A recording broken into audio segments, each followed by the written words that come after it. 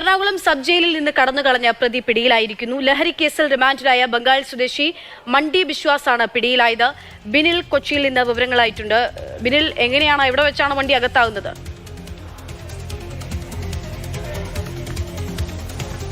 എറണാകുളം ഹൈക്കോടതിക്ക് സമീപത്തുള്ള മംഗളവനത്തിന്റെ ഭാഗത്ത് നിന്നാണ് മണ്ഡി ബിശ്വാസിനെ ഇപ്പോൾ കസ്റ്റഡിയിലെടുത്തിരിക്കുന്നത്. ഇന്ന് ഉച്ചയോടുകൂടിയാണ് ഇയാൾ എറണാകുളം സബ് ജയിലിൽ നിന്ന് രക്ഷപ്പെട്ടത്. സബ് ജയിലിലെ ജനലിന്റെ ഭാഗത്തുകൂടി ഇയാൾ പുറത്തേക്ക് ചാടിയെന്നാണ് ജയിലധികൃതർ നൽകുന്ന വിശദീകരണം.